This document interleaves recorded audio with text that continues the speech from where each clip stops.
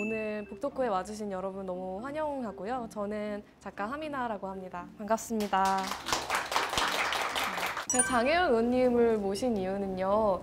이제 2030 여성 우울증을 취재를 하고 책을 내면서 우리의 개인적인 문제로 남는 게 아니라 좀 더 제도적인 변화가 필요하다고 그 생각을 늘 했는데요. 처음으로 20대 여성의 우울에 관심을 가져준 정치인이었어요. 감사했고 꼭 함께하고 싶었습니다. 국회에 거의 없는 몇 안 되는 30대 여성 정치인이다 보니까 2030 여성들의 우울이라고 하는 게 사실 제 얘기이기도 하고 주변 사람들에게 너무나 흔한 제 친구들이 겪고 있는 문제이기도 하다 보니까 어떻게 풀어나갈 것인지에 대한 고민이었지. 또 섣부르게 잘못 건드리면 이게 이상하게 이해되는 방식들이 있잖아요. 맞아요. 병리적으로 완전히 이해되거나 하미나 작가님 책에서도 잘 다루시지만 수정이나 예민함 이런 것들로 받아들여질까 봐 굉장히 고민을 했는데 딱 이 미개오똑이라는 책이 정확하게 정책적으로 접근하고 싶은 핵심을 잘 담고 계셔가지고 작가를 모셔서 그냥 같이 얘기를 들으면 되겠다 그런 생각을 했던 거죠. 저희가 이번에 사전 질문을 많이 받았는데요. 진짜 너무너무 훌륭한 이야기들이 많았어요. 첫 번째 키워드가 안도감이에요. 제가 하나를 읽어볼게요. 여성으로서 그리고 성소수자로서 세상의 위협감을 많이 느끼고 있었습니다. 자신의 좁은 반경에 국한될 수도 있지만 일상을 가꾸고 안정적인 생활 반경을 구축하는 게 도움이 되었어요. 세상에 대한 낙관적인 믿음은 여전히 없지만 그래도 다시 만나보려고 해요. 소수자일수록 사회에 관여하는 스킬이 높아야 생존할 수 있는 것 같아서 서글프기도 하지만 그래도 많은 사람들과 연결되어 살아가는 데 도움이 되어서 기쁩니다. 겪어보지 않는 사람은 전혀 상상하지 못하는 것 같아요. 그래서 우리가 차별하지 마세요. 우리가 성소수자인데 우리가 제도적으로 보호받게 해주세요. 이성애자처럼 똑같이 살 수 있게 해주세요 라는 게 되게 이들에게 탁상공론으로 들리나? 근데 실제로 이거를 겪는 사람은 일상에서 정말 위협을 느낀다는 걸 요즘에 저는 그 후보들이 막 차별금지법 이런 얘기할 때마다 너무 이렇게 화가 나면서 그런 생각을 하게 되더라고요. 최근에 제가 오마이뉴스라는 매체하고 같이 작업을 한 기사가 있었어요. 여성 자영업자들이 느끼는 열린 문으로 들어오는 낯선 사람으로부터 겪은 어떤 스토킹이나 위협이나 이런 문제들에 대해서 조사를 하는 그런 불안들이 존재한다라고 하는 것을 정치의 영역에서 내지는 사회적인 문제의 영역으로 이끌어 올릴 때 그걸 겪어봤던 사람들이 이게 뭔지를 너무 잘 아는데 이걸 겪어볼 일이 없는 성별의 사람들은 또 여자들이 민감하게 구는 거 아니에요? 동등하게 자영업자들이 위험에 처해 있지 여성 자영업자들이 너무 유난 떠는 거 아니야? 그 기획에 대해서 그 성립하는 것 그 자체의 전제를 흔들려고 해서 정말 답답했어요. 아까 말씀하셨던 거하고 굉장히 통하는 경험인 것 같아요. 우울증을 진단받고 나니 뭔가 기쁜 마음까지 들었습니다. 병이 맞았구나. 나을 수도 있겠구나. 그런 기분이었던 것 같아요. 괜찮다라고 얘기를 받으면 뭔가 서운한 이 기분은 뭐지? 그러니까 그 괜찮아의 뒷면에는 너는 사실 더 갈려나가도 괜찮아. 다른 우울증 때문에 괴로워하는 사람들은 너보다 훨씬 힘든 사람들이고 너는 우울한 것도 아니야. 라고 하는 얘기를 들으면서 나의 고통이나 힘듦을 부정받을까 봐 같이 겪고 있는 어떤 종류의 아픈 상태다라고 하는 것을 인정받았을 때 이 역설적인 안도감이라고 하는 게 많은 공감들을 사고 있지 않은가 그런 생각이 들었습니다. 나 이렇게 우울증 환자야 라고 말을 해야지만 그 존재가 가시화된다는 게 화가 나기도 하는 거예요. 그래서 제가 미개오똑을 쓰면서 인터뷰 과정이 그 책을 쓰기 전의 과정뿐만이 아니라 이 책이 세상에 나오고 사람들에게 읽히는 과정까지 다 포함이라고 생각하거든요. 그 과정에서 인터뷰이들이 놀라지 않았으면 했고 소비됐다는 생각을 안 들었으면 하는 게 되게 중요했어요. 사실 저도 좀 떨렸거든요. 저는 우울증 진단을 받았습니다를 엄청 많은 사람들에게 제가 공개하는 거잖아요. 어떤 사람들은 그냥 아무 말도 아닌 말들을 하는 게 다 기사거리가 되고 우리는 이 정도까지 나를 드러내 보여야만 내 이야기를 들어주는 거예요. 그런 차이가 우리가 얼마나 연약한 사람들인지 그거를 좀 깨닫게 한 것 같아요.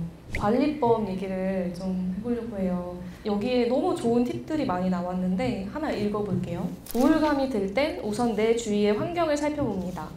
방은 어지럽혀 있지 않은지, 옷은 제대로 정리해 두었는지, 버리지 않은 쓰레기가 있는지 살펴봅니다. 제게 우울은 보통 바쁠 때 불안과 함께 겹쳐져 찾아왔기 때문에 우울할 땐 주변 환경이 정돈되지 않고 지저분할 때가 있습니다. 그때의 상황을 전환할 수 있는 가장 좋은 방법은 환기와 청소입니다. 다음으로 나를 살펴봅니다. 밥은 제대로 먹었는지, 마지막으로 운동한 게 언제인지, 잠은 얼마나 잤는지, 생활 패턴이 불규칙하지는 않았는지, 생리기간이 얼마나 남았는지 살펴봅니다. 우울은 살면서 꼭 필요한 감정이고 피해갈 수 없는 감정이기는 하나 매몰되어 있기에는 시간도 아까운 데다가 세상에는 훨씬 흥미로운 게 많고 내가 아는 것보다 모르는 게 더 많다는 것을 어렴풋이 느끼고 나면 다시 일어날 수 있습니다.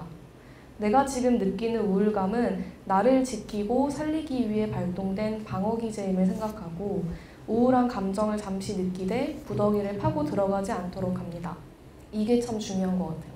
그러니까 우울은 피할 수는 없다고 좀 생각이 되거든요. 근데 다만 우울이 진짜 깊어지지 않게 조심하는 거죠. 이런 얘기를 공적인 자리에서는 처음 해보는 것 같은데 사실 저도 조울증 진단을 10대 때 받았었어요. 반갑습니다. 네, 반갑습니다. 이렇게 또 한 사람의 미개호떡이 맞았다. 네, 그러네요. 맞아요. 근데 되게 우연한 기회에 알게 됐어요. 그러니까 저는 창작하는 걸 이제 주로 하는 이제 애니메이션 고등학교에 다니고 있었고 시험이 끝난 기념으로 뭔가 하자. 근데 심리 테스트를 하고 싶다는 이제 저희 가장 친한 친구의 얘기로 무작정 동네에 있는 정신과를 찾아갔던 거예요. 의사 선생님이 약간 어이없어 하긴 했는데 뭔가 이렇게 줬던 거죠. 그래서 그걸 열심히 풀고 다음에 갔더니 표정이 심각한 거예요. 그래서 그래프를 이렇게 보여주는데 보통 사람들은 이렇게 파고가 치는데 제 파고는 이렇게 돼 있더라고요. 의사가 제안했었던 방식이랑 제가 갖고 있는 삶이랑 별로 맞지 않았던 거죠. 그래서 저는 치료라고 하는 길보다는 제 방식대로 그거를 10대 때는 해석을 했었어요. 저는 어쨌든 이야기를 만드는 사람이니까 다른 사람들보다 좋을 때는 훨씬 기쁘고 슬플 때는 훨씬 슬퍼할 테니까 이걸 나의 차라리 창작의 동력으로 삼자라고 생각을 하고 병원을 다니지 않았고 사실 지금도 정치를 하면서도 정말 제정신으로 하기 힘들다는 생각 굉장히 많이 하게 돼요. 내가 전혀 저지른 잘못이 아닌데 그것 가지고 내가 사람들한테 이런 얘기를 들어야 된다고? 라는 상식적인 감정을 가지면 버틸 수가 없는 기분이거든요. 그런데 누구를 찾아가야 될지를 이제는 잘 모르겠는 기분이기도 해요. 그러니까 그런 상담자와 내담자 사이의 신뢰관계부터 포함해서 워낙 이 영역에서 내가 나의 얘기를 누군가에게 그렇게 털어놓아도 될까라고 하는 두려움 같은 것들이 솔직히 저한테도 있거든요. 그래서 저는 병원을 찾아가는 것보다는 좀 더 다른 방식으로 이 우울을 가지고 어떻게 살아갈 것인가를 돌파하기 위해서 노력하는 사람이에요. 그래서 여기 말씀해 주셨던 이 우울이 깊어지지 않도록 다양한 방식으로 내가 일상의 패턴들을 만들고 혹은 나를 괴롭게 만드는 문제를 구조적으로 해결하기 위해서 노력하고 이 발버둥 치면서 살아온 경로가 그런 제가 가지고 있는 기질을 가지고 어떻게든 살아보려고 했었던 건지도 모르겠어요. 제가 이 여자들을 만나오면서 느꼈던 게 내가 하는 이 일에 혹은 내가 겪는 이 고통에 그 의미가 부여되면 그게 좀 견딜만한 건 거예요. 정치적 공동체로 봤을 때는 이 여자들은 제가 보기엔 굉장히 훌륭한 시민이거든요. 정치 참여도 굉장히 적극적이고 많이 귀가 열려있고 거리에 나가서 시위도 하고요. 근데 그만큼 나의 일상과 닿아 있는 정치적 의제를 되게 기다리고 찾아왔다는 생각을 많이 했어요. 미개호떡 책을 내고 나서 이 책을 읽느라 너무 힘들었다고 말씀해 주시는 분이 많았어요. 되게 그런 독자들에게 감탄했거든요. 내가 아닌 타인의 고통에 반응을 한다는 거잖아요. 내가 아파한다는 건 어느 정도 거기에 참여한다는 거라고 생각해요. 저는 그게 진짜 대단한 거라고 느끼고요. 인터뷰이들과 이야기를 하다 보면 타인의 고통에 감흥하는 사람들이었기 때문에 라는 걸 좀 얘기하고 싶었어요. 그거 되게 강한 거다. 실패하면 안 된다는 강박감. 여성에게 너그럽지 않은 것 같아요. 그동안 큰 실패를 안 해봤다고 생각해봤는데 그럴 기회가 없었던 것 같아요. 실패는 언젠가는 할 수밖에 없는 것인데 이게 굉장히 공감이 됐어요. 다시는 기회를 주지 않을 것 같으니까 바득바득 하는 거잖아요. 사실 실패하면서 크는 건데 그러면서 가장 많이 배우고 그래서 잘 못하셔도 된다. 이 얘기를 내가 너무 하고 싶었어요. 감사합니다. 한번 망하고 망하시라는 얘기가 아니라 저도 마찬가지고요. 그 다음에 계속 활동하는 모습을 보여주는 게 여성운동 차원에서 훌륭히 좋다. 너무 다 잘 해내면 사실 그게 기이해 보이는 걸 수도 있거든요. 크게 공감하는 얘기고 라디오 토론이 하나 끝나고 나서 폭망했어요 라면서 차에서 엉엉 울었거든요. 거의 제가 의무감을 가지고 나가거든요. 제가 응하지 않으면 프로그램 자체가 캔슬될 것 같은 느낌이 들어서 의제화라는 측면에서도 그냥 이렇게 나가고 내가 마음처럼 잘했을 때는 너무 좋아요. 사람들도 좋아해주고 공감도 크고 정말 내가 이러려고 정치하는구나 싶은데 마음대로 안 될 때가 있잖아요. 너무 화가 나는 거예요. 나 자신에게. 그러니까 잘할 수 있는 자격은 있는데 못할 자격이랄까요? 못할 자격이라는 말이 좀 이상할 수도 있는데 그게 나한테 마치 없는 사람처럼 내가 나를 대하고 있구나라는 기분이 들어서 좀 실패해도 괜찮죠. 잘하려고 하는 건 이상하죠 라는 말은 엄청나게 크게 위안이 되네요. 저도 좀 한 가지 이어서 읽어드리면 이 소득 불평등 문제를 아마 원인으로 얘기를 해주시는 것 같죠. 얼마 전 한 작가님과 얘기하다가 트랜스젠더 사망률과 가장 유의미하게 관계 있는 사항은 빈곤 및 가난이었다라는 말씀 드린 적 있습니다. 다른 한편 레즈비언 커플, 게이 커플, 헤테로 커플 순으로 평균 소득이 낮다는 얘기도 들었어요. 여성이 구조적으로 소득 차별을 받는 사회에 존재할 수밖에 없는 상황에서 여성의 우울을 개인의 문제로만 이야기하는 것은 상당히 근시안적이지 않은가 합니다. 그러니 여성의 상대적 빈곤율을 낮추는 방법과 제도가 필수적이라고 생각합니다. 너무너무 공감되는 말씀이고요. 많은 경제학자들이 그런 얘기를 했죠. 이미 인류가 가지고 있는 생산성이라고 하는 것은 모든 인류를 풍족하게 먹고 살 수 있게 할 만한 수준에 이미 도달했는데 그럼에도 불구하고 이런 불공평이 존재하는 것은 정치의 문제다.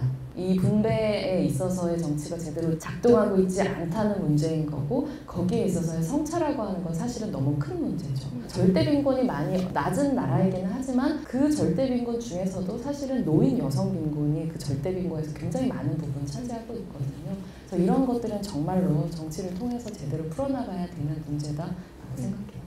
근데 그 중에서도 노인 자살률이 정말 압도적으로 높더라고요. 그리고 여성 노인의 우울도 정말 심각하고요. 이혼하기가 엄청 힘들어요. 한쪽만 이혼을 원하는 경우 재산을 나눠야 되거든요. 근데 나이 드신 부부 중에 보면은 엄청 여자가 진짜 평생 뼈 빠져서 일했어요. 근데 재산은 다 남편 이름으로 돼 있는 거예요. 그러니까 이게 너무 어려운 문제인 거예요. 정말 자식들 다 키우고 한 가정에 그 어머니들이 하는 그 경제적인 역할이 엄청난데 그럼요. 굉장히 평가절하되고 있다. 이 생각을 참 많이 해요. 그런 사회 구조적인 특히나 경제권에 있어서 얼마나 여성들이 주도권을 가질 수 있느냐의 문제가 해소가 되는 것과 여성의 우울이 분명히 상관관계가 있을 거다라고 생각을 해요. 그러니까 내가 내 삶을 바꿔나갈 수 있는 경제적인 주도권을 가지고 있는 상태에서 느끼는 우울감과 그렇지 않은 종속된 상태에서의 우울감을 느끼는 것은 정말 다른 일일 거라고 생각을 하고 그래서 진짜로 이 임금 불평등의 문제를 어떻게 해소할 수 있을지에 대해서 정말 다양한 방안들을 많이 고민을 하죠. 이제 아이슬란드가 이제 국제 기준에서 공평이 나 있는데 우리가 맨날 얘기하는 젠더 갭 인덱스에서 이제 가장 적은 갭을 한 10년 이상 차지하고 있는 나라라서 도대체 비결이 뭔가를 그걸 이제 알아보러 이제 오마이뉴스랑 엠네스티랑 시사인이랑 이렇게 같이 꾸려가지고 갔었던 거거든요. 근데 거기는 어느 정도 수준에서 이 남녀 임금 격차를 해소를 하기 위해 노력을 하냐면 이제 비슷한 직종에서는 같은 임금을 받는 건 너무 당연해요. 그건 법으로 돼 있어요. 근데 여성들이 많은 직종과 남성들이 많은 직종이 있잖아요.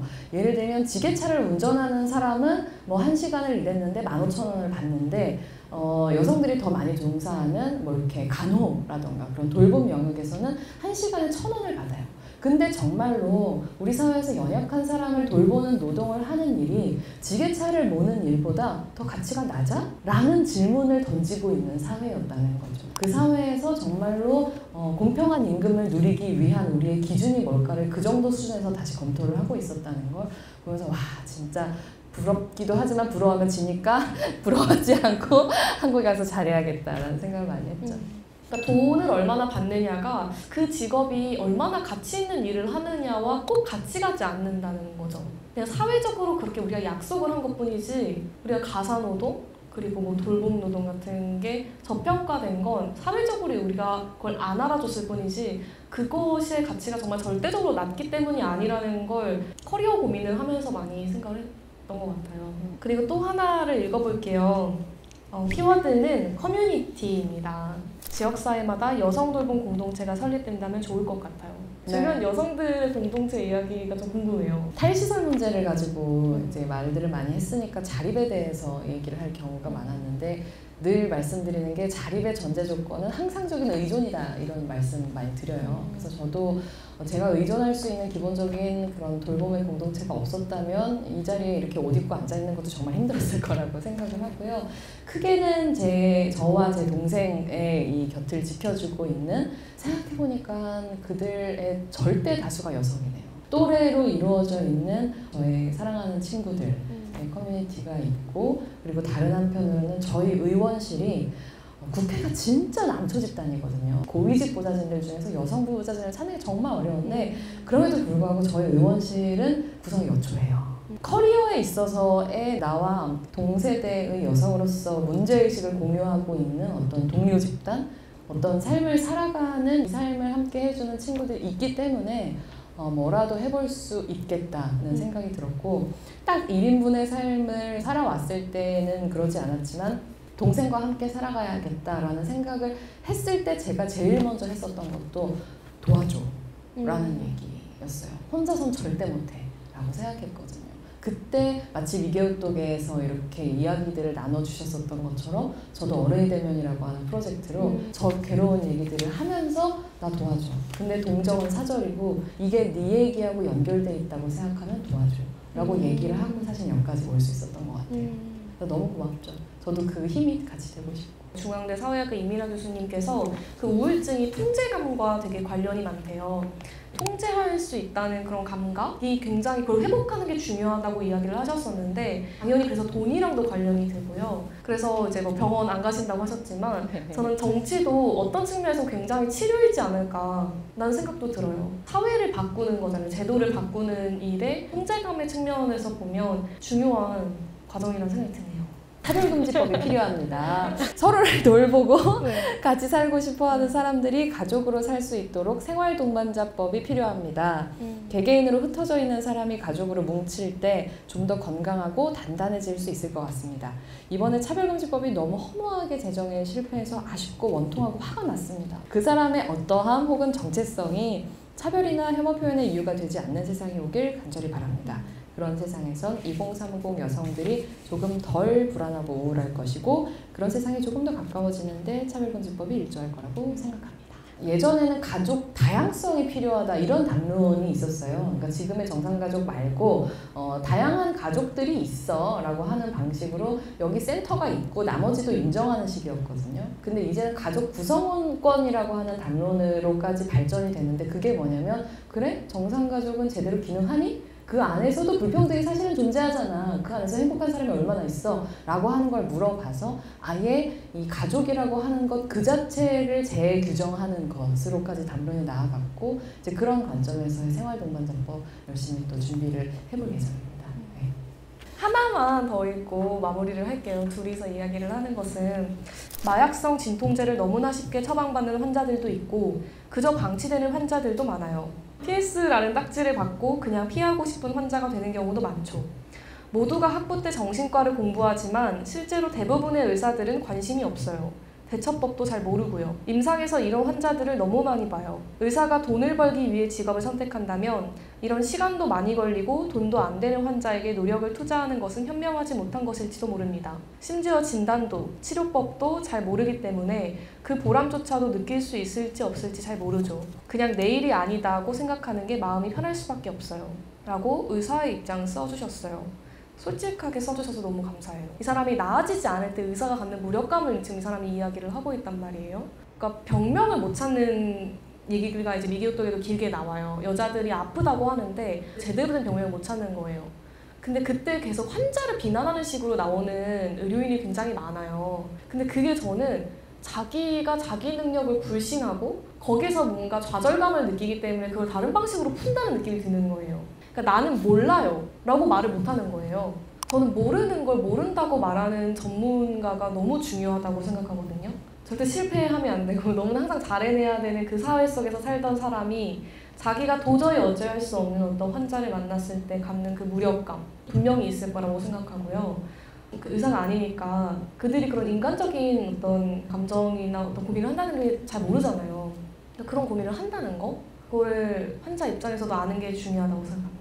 그러니까 대한민국의 의료가 세계 최고 수준이다라고 말하지만 이건 병, 이건 완치라고 하는 게 명확한 영역에서나 그렇고 규명할 수 없는 것들에 대해서는 굉장히 손 놓고 있는 시스템에 가깝다. 그리고 그것을 손 쓸 수 없다고 하는 것을 너무 쉽게 포기해버리고 인정해버리는 종류의 의료 환경에 있다고 하는 것을 이 책을 보면서 다시 한번 굉장히 느꼈다. 이런 얘기 하신 분이 있었어요. 딱 규격에 맞춰져 있는 삶을 살아갈 수 없는 시대라고 하는 건 너무 잘 알고 있고 그 틀에 맞춰져 있지 않은 우리들의 삶, 감정 그럼에도 불구하고 잘 살아나가고 싶은 이런 마음들을 여러 가지 한계가 있지만 이 한계를 또 늘 돌파해 왔었던 것이 또 사람들이 살아나가는 세상의 이야기라고 생각하기 때문에 그게 어쩌면 저희 몫인지도 모르겠어요. 어떻게 이런 우리 자신으로 잘 살아나갈 것인가 라는 부분. 여러분 반갑습니다. 저는 마이너 행사 진행 전문 금계라고 합니다. 저는 이제 인대놀과 잔압함을 항시 소지하고 다니고 그다음에 정신분석 심리 상담을 되게 주기적으로 받고 있어요. 그러면 좀 그렇죠. 헐 막 이제 갑반인 친구들은 조금만 우울하다고 해도 막 신년 파티 안 끼워주거든요. 갓 일반인, 되게 정상사회에 탁 안착해 있는 제 친구들은 이제 신년 때 그 반짝이는 풍선을 이렇게 답니다. 그 호텔 벽에다가 이렇게 2022 이렇게 해가지고 거의 막 호텔 케이크랑 뭐 샴페인 먹으면서 그런 파티에 이제 초대받지 못하거든요. 우울증이라고 하면은 힘든데 너만 이렇게 유난이냐 이런 시선도 있고 사실 그렇게 그 친구는 생각하지 않을 수 있어요. 근데 이제 제가 그렇게 생각한다는 게 문제죠. 내 우울증이 진짜일까? 막 이렇게 엄살 부리는 거 아닌가? 유난이 아닐까? 이런 생각을 되게 많이 했고 그래서 이제 병원에 가는 거가 되게 유쾌한 기억은 아니었거든요. 항상 의료진들도 아까 얘기한 것처럼 더 심한 경우에는 막 비난받는 느낌? 아니면은 뭔가 이걸 내가 진짜 어떻게 증명해야 되지? 이걸 엄청나게 궁지에 몰린 느낌을 받기도 하고 최근에 병원을 옮겼어요. 소문이 이렇게 흉흉하게 돕니다. 야, 그 정신과가 약이 진짜 많대. 막 약을 맛있게 타준다더라 이러면서 그래가지고 이제 거기를 찾아갔어요. 근데 선생님이 엄청 관상이 심상치가 않은 거예요. 막 맑은 눈의 광인인데 이분은 약 처방에 되게 진심이세요. 그래가지고 맨날 이렇게 처방을 진짜 기계적으로 해줍니다. 제가 뭐 불편하다고 하면 그러면 이번엔 이걸 해볼까요? 막 이러면서 그냥 일단 불편하다고 하면 처방을 해주세요. 물론 제 과거에 어떤 약을 먹었는지 이런 거는 조율을 계속하죠. 근데 이제 제가 몇 번 거기를 갔다 오니까 그 느낌이 너무 생경한 거예요. 정신과에 갔다 왔는데 왜 이렇게 기분이 산뜻할까? 그 생각을 해보니까 뭔가를 증명하지 않아도 정신과에서 이렇게 나의 병을 인정해주고 이렇게 처방부터 이렇게 해결책부터 같이 해보자, 이렇게 조절해보자라고 이야기를 해주는 게 흔치 않은 경험이었던 것 같아요. 우리가 다 같이 읽은 이 책도 이렇게 나의 고통을 믿어준 그런 경험을 하게 해줬죠. 이 책이 나오자마자 되게 팬이 됐는데 왜냐면 미나가 사인을 해서 공짜로 보내줬기 때문이에요. 그 맨 첫 장에 작가들이 이렇게 메시지를 써서 보내주더라고요. 거기 뭐라 써 있었냐면 금계야, 원하는 걸 찾지 못하게 되면 함께 이곳에서 만들어내자. 너무 감동이죠.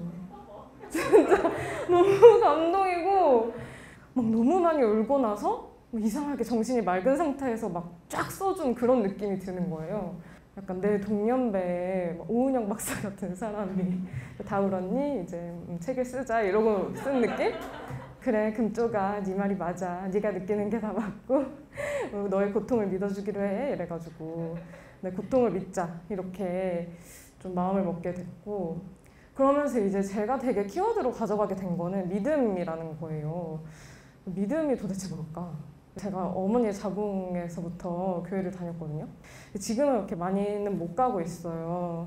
거기 가면은 나를 다 반겨줄까? 이런 생각이 들고 치열한 눈치 싸움, 막 돌아온 탕자 이런 느낌으로 반겨줄 것 같긴 한데 실질적으로 이 사람들이 나를 막 바꾸지 않으려고 할 것인가 이러면은 잘 모르겠고 그래서 이제 교회에 못 가고 있는 그런 상황이거든요. 동성애를 너무 많이 해가지고. 근데 이제 그 뭔가를 믿고 막 붙들고 막 내 모든 걸 맡기고 이런 태도 있잖아요. 교회 사람들이 되게 좋아하는 말이 있는데 막 세상 것들 내려놓고 막 주님 앞에 나아간다 이런 말 되게 좋아하거든요. 근데 이제 그런 태도가 제 코어에 있어요. 그래서 막 뭐가 일단 좋다, 몰입을 한다 이러면 일단 내려놔. 다 내려놓고 그냥 직진합니다. 너무 그런 태도가 아직까지 그 몸에 새겨져 있고 그게 가장 잘 드러나는 측면이 이제 연애인 것 같아요, 저한테는. 그래서 막 예수님한테 가졌던 태도를 사람한테 갖는 거잖아요, 유성애에다가. 사람한테 갑자기 막 나의 주인 삼기 원합니다. 막 말씀하시면 내가 나아가리다. 왜 이런. 그러니까 되게 안 되는 거죠. 그래서 저는 이제 이게 내가 진짜 문제구나 이렇게 파악을 했거든요. 근데 나만 그런 줄 알았는데 이제 미개업독에도 이런 대목이 나옵니다. 우리는 한 사람과의 로맨틱한 사랑에 너무나 많은 것을 기대한다. 이 챕터의 제목은 사랑은 구원이 될 수 있을까? 이거예요. 그래서 이거 너무 심금을 울리더라고요.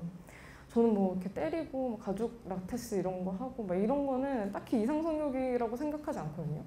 근데 이제 막 단 하나의 사랑을 찾아가지고 막 그걸로 추구하고 막 절대 안 되는데도 같이 막 해보자고 하면서 영혼을 약속하고 막 사랑을 믿고 이런 게 진짜 윗길 이상성욕이다라고 항상 생각하는데 이런 사랑에 대한 태도는 되게 종교적인 부분이랑 닮아 있다고 항상 생각을 하고 있어요. 근데 이 챕터에 저랑 비슷한 인터뷰가 나옵니다. 그 인터뷰가 뭐라 그러냐면 긴밀한 관계를 찾는 데에는 영적인 갈망도 있다고 느껴요. 이렇게 말한 사람 혹시 누군지 아시겠나요? 여러분 되게 유명하신 분인데 바로 퀴어무당 홍칼리님이세요. 오똑이 마지막 북토크에 약간 이렇게 통성기도 굿 같은 그런 자리를 한번 만들어보자. 그래서 약간 마일드하게 이번에 기도 명상을 이제 칼리님이 영상으로 보내주셨어요. 그래서 여러분들 이제 그거를 하시게 될 거고 마음의 준비를 하셔야 돼요 이제.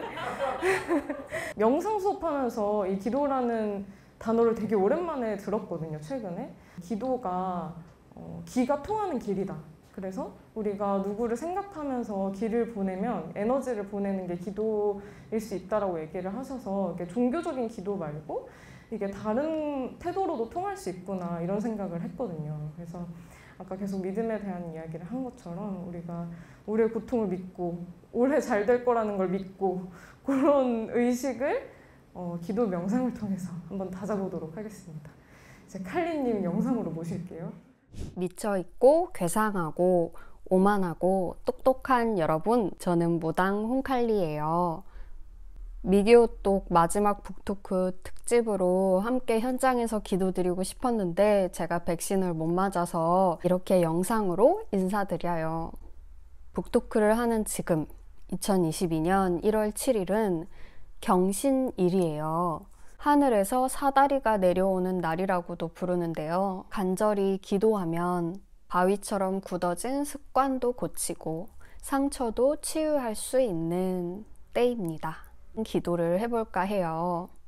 치유를 위해서는 분노하고 각성하는 에너지가 필요한데요. 이 에너지는 앞선 북토크에서 충분히 느끼셨을 것 같고 저는 이 분노와 각성의 에너지가 내 마음속에 뿌리 깊이 자리 잡을 수 있도록 마음의 땅을 청소해주는, 정화해주는 명상을 진행해 보겠습니다. 앉아있는 자리에서 눈을 천천히 감아주세요.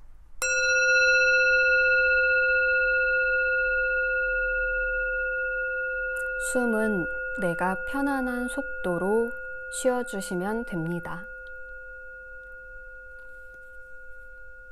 숨을 들이마시고 천천히 숨을 내쉬면서 발끝에 신경을 집중해 주세요. 숨을 크게 내쉴 때 발끝에서 땅속으로 뻗어나가는 뿌리를 상상해 주세요. 천천히 들이마시면서 지금까지 나를 괴롭게 했던 모든 말들을 떠올리세요. 내가 나에게 한 말도 있겠죠? 너는 정신적인 문제가 있는 것 같아. 나는 구제불능인가 봐. 나는 미친 걸까? 그 말들을 숨과 함께 들이마시고 천천히 내쉽니다. 내가 들었던 괴로운 말들은 내 옆에 또 다른 나를 괴롭히던 말이기도 했습니다. 병약하고 문제 있고 괴상한 것에 대한 혐오의 말들이 내 몸 어디에 쌓여 있는지 느껴주세요. 마음에 맺힌 그 말들을 크게 들이마시고 부드러운 숨과 함께 정화된 언어로 천천히 내보내주세요. 미쳐 있어도 괜찮아. 괴상해도 괜찮아. 문제가 없는 존재는 없어. 나는 내 삶의 서사를 만들어 나가는 생명의 나무야. 지구에 단단하게 뿌리 박힌 이 느낌을 잊지 않을 거야. 숨을 크게 들이마시면서 세상의 안개를 마시고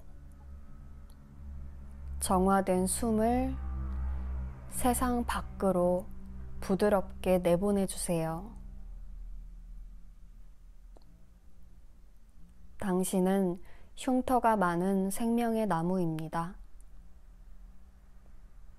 눈을 감은 채로 내 주변의 나무들을 느껴보세요. 나처럼 흉터가 많은 나무들입니다. 이제 그들과 숲이 되어 숨쉬는 나무인 당신의 숨결을 느껴주세요. 나무가 그렇게 일을 하듯 세상의 안개를 들이마시고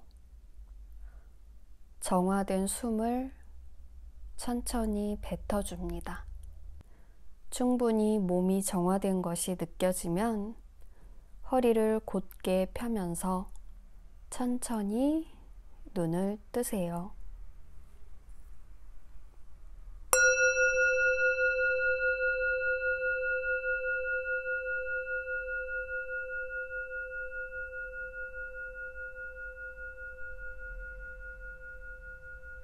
지금까지 흉터 많은 마음과 몸으로 잘 살아와 주셔서 감사해요. 페미니스트로 이 생을 살아간다는 것은 도심 속 한복판에서 1인 시위를 하는 느낌이기도 하고 숲속을 나체로 자유롭게 걸어다니는 느낌이기도 해요. 오늘 함께 숲을 이뤄준 모두에게 감사드립니다. 이런 부적 같은 책을 선물해준, 이런 책을 세상에 탄생시켜준 미나님에게 감사드립니다. 이 책을 함께 탄생시켜주신 출판사 직원 여러분과 인터뷰이 여러분, 현장에서 오늘 함께 기도해주시는 금계님에게 감사드리면서 오늘까지 생존한 우리 모두에게 또 감사합니다. 사랑합니다. 뿅!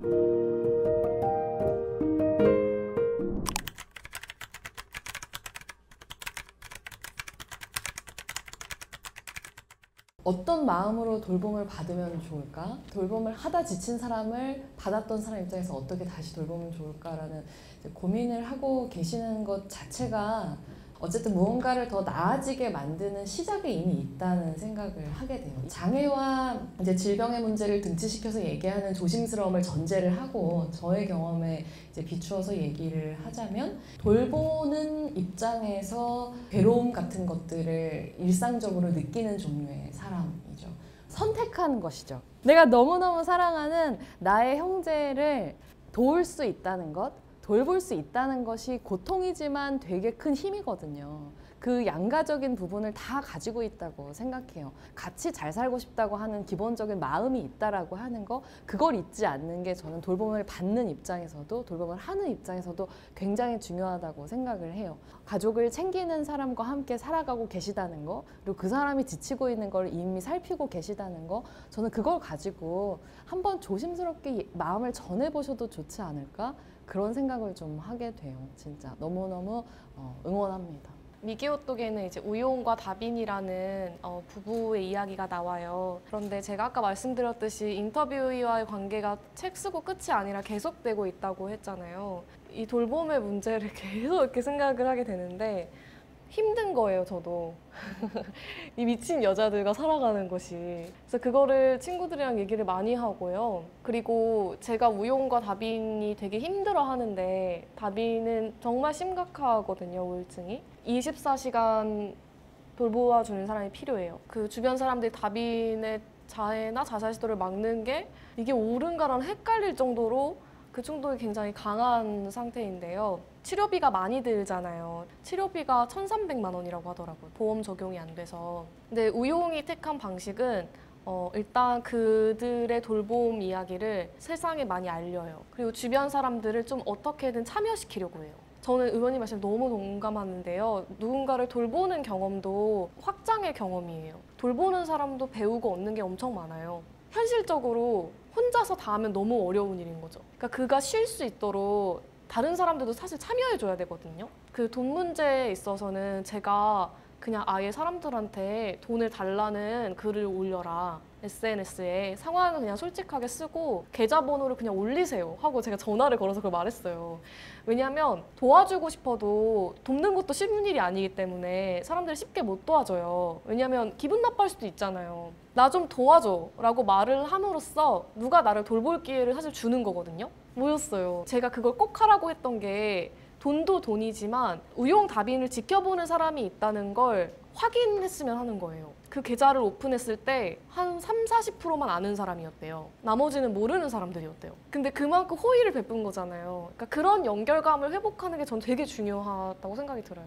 근데 진짜로 그 관계의 확장이라고 하는 말씀이 맞는 것 같아요. 혜정 같은 경우는 이제 장애인 시설에 살았었던 중증 발달 장애인이었기 때문에 혜정은 받기만 하는 사람이지 뭔가를 혜정이 줄 수도 있다고 하는 거에 대해서 많은 사람들이 인정하지 않았었거든요. 혜정이 탈서를 하고 많은 사람들의 도움을 받아서 이제 지역사회에서 정착하는 과정에서 생일날에 뭔가 다른 사람들에게 가치를 돌려주는 걸 해보자 이런 얘기를 했었어요. 그래서 저희가 어디를 갔냐면 궁중족발이라는 데를 갔어요. 존재 그 자체가 분명히 가치를 가질 수 있는 우리 삶에 너무나 큰 맥락이 있고 사회적인 의미로서의 가치뿐만 아니라 제 삶을 돌아봤을 때 제 동생이 저에게 주었었던 어떤 의미라고 할까요? 어쩌면 제가 이렇게 살아갈 수 있는 가장 큰 뿌리였던 것 같다는 생각도 들어요. 저를 가장 아프게 하고 가장 고민하게 했지만 그렇기 때문에 내가 어떻게 살아가야 할 것인가에 대해서 가장 깊이 고민하게 만든 제가 제일 사랑하는 사람 이었어요. 나를 그렇게 힘들 정도로 돌보는, 그래서 내가 죄책감이 느껴질 정도의 그 사람에게 내가 어떤 의미일지에 대해서는 너무 걱정하지 않으셨으면 좋겠어요. 그냥 진심으로 고마워해 주시면 진짜 좋을 것 같아요. 네.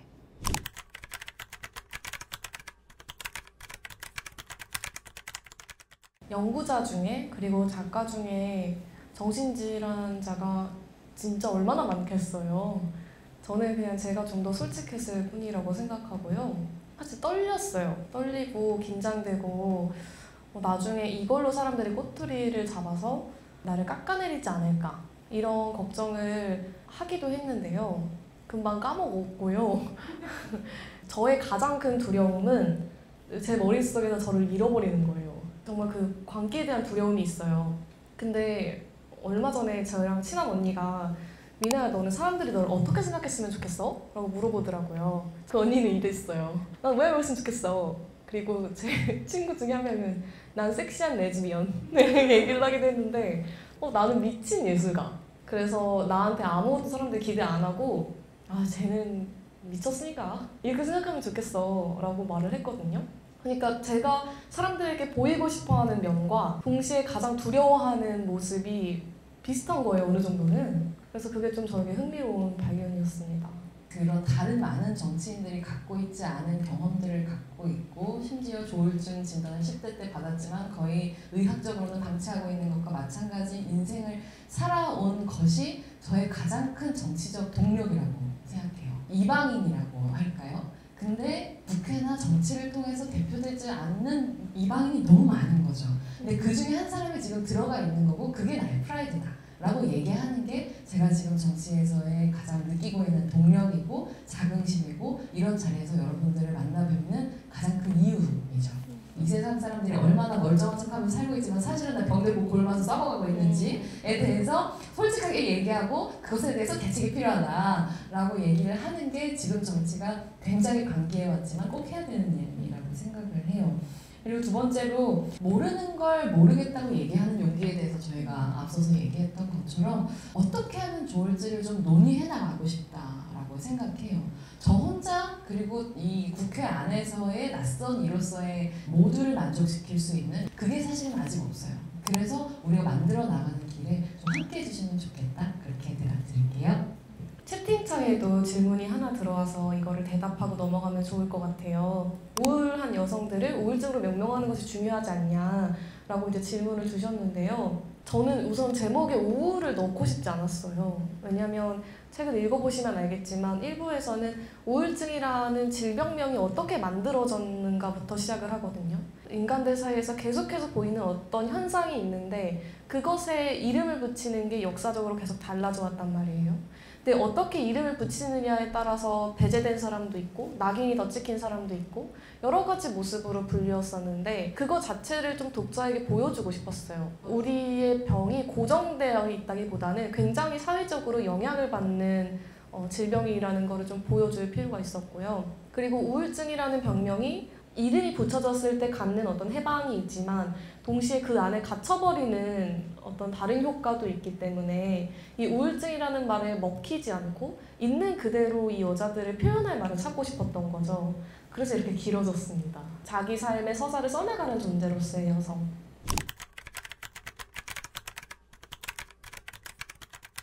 아까 말씀드렸었던 그 생활동반자법하고 사실 굉장히 밀접하게 연결되어 있는 얘기죠.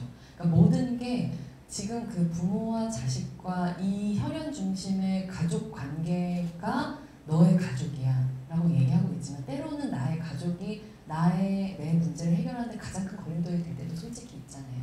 그럴 때 내가 지정하는 나를 가장 아끼는 사람이 뭔가 나에게 필요한 사회적 보장의 일부가 되어줄 수 있는 이런 방식으로 나아가기 위한 고민들을 너무 열심히 하고 있고 지금 얘기해 주셨던 부모님에게 내용 공개되지 않는 종류의 어떤 접근성 같은 것들을 위해서 진짜 열심히 노력할게요. 얘기해 주셔서 감사합니다. 저는 뭐 이런 자리를 저희가 같이 할 수 있게 된 거, 이런 이야기의 물꼬를 열어주신 이제 하 작가님 그리고 함께 그 이야기를 아낌없이 자신의 얘기를 나눠주시는 용기를 내주신 분들께 너무너무 감사하고 저희는 또 다른 이야기 자리에서 여러분의 얘기를 듣는 자리에서 뵙겠습니다. 오늘 와주셔서 감사합니다.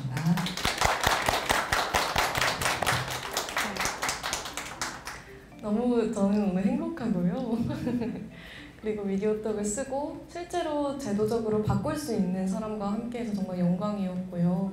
돌봄이 필요하면서도 동시에 우리가 돌봄이 불가능한, 연대가 불가능한 이야기도 같이 나왔었는데 전 이 두 가지가 동시에 굉장히 중요하다고 생각해요. 제가 이 책을 쓰면서도 저의 우울과 주변 사람들의 우울, 자살을 겪으면서 모든 것을 총동원해도 바꿀 수 없는 게 있구나, 도울 수 없는 게 있구나도 사실 같이 느꼈어요. 그걸 받아들이는 과정이 제가 저의 병을 받아들이는 과정이기도 했거든요. 근데 그러고 나니까 편해진 것도 있었거든요.